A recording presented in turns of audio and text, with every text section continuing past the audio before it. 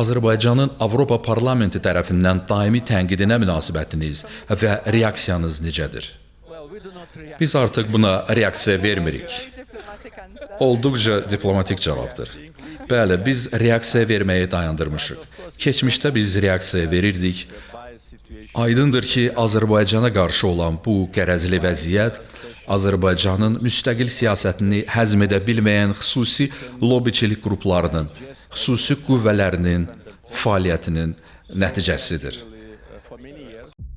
Avropa Parlamentinin Azərbaycana qarşı qərəzli və qeyri-obyektiv münasibəti uzun illərdir ki, davam edir. Baxmayaraq ki, Azərbaycan Avropa İttifaqının üzv ölkələri ilə yüksək səviyyəli münasibətlərə malikdir və ittifaqa daxil olan 10 ölkəyə təbii qaz ixrac edir, amma təşkilatın sözügedən strukturunda mütəmadi olaraq ölkəmizə qarşı əsassız ittihamlar və birtərəfli fikirlər səsləndirilir. Ekspertlərin fikrincə Avropa Parlamenti demokratik təsisat olmaqdan çıxaraq müxtəlif dairələrin əlində siyasi təzyiq alətinə çevrilir. Azərbaycanın son illərdə əldə etdiyi siyasi, iqtisadi və hərbi uğurlardan, həmçinin regionda formalaşdırdığı yeni geosiyasi reallıqlardan ciddi şəkildə narahat olan bu dairələr Avropalı parlamentarilərdən istifadə edərək ölkəmizə qarşı təzyiqləri artırmağa, qarayaxma kampaniyasını daha da genişləndirməyə çalışırlar.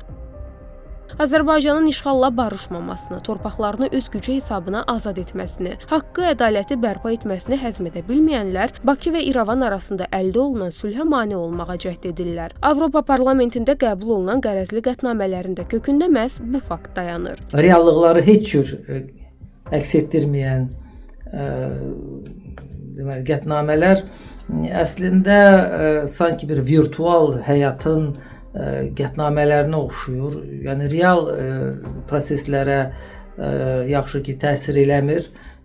Qətnamələrin mətninə baxsaq, müraciətlərə baxsaq, adam sadəcə olaraq məəttəl qalır ki, oxumuş insan, yəni ali savadlı insan bu cür ifadələrlə qəbul olunmuş deməli qərarları özü üçün necə qəbul edir və bunun icrasını özü üçün necə təsəvvür edir.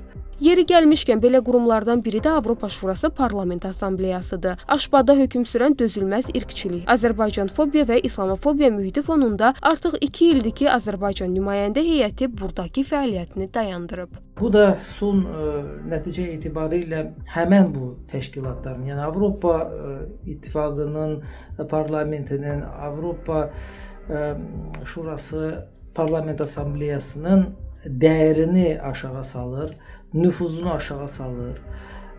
Bu da onların problemləridir. Əgər onlar doğrudan da bu vəziyyətdə fəaliyyət göstərmək istəyirsə, yəni Azərbaycanın və Azərbaycanın tutduğu, öz regionda tutduğu mövqeyini qəbul eləmək istəmirsə, onların problemidir. Bu yanaşma ilə Azərbaycanın nə rolu dəyişiləcək, nə də ki sülh gündəmində aparılan deməli aparıcı mövqedə dəyişməyəcək. Bu qərəzli, obyektivlikdən uzaq qurumların siyasi simasızlığı və riyakarlığı göz önündədir. Amma nəticə etibarilə istər Avropa Parlamentinin, istərsə də Aşpanın ölkəmizə qarşı qəbul etdiyi qətnamələr bizim üçün kağız parçasından başqa bir şey deyil.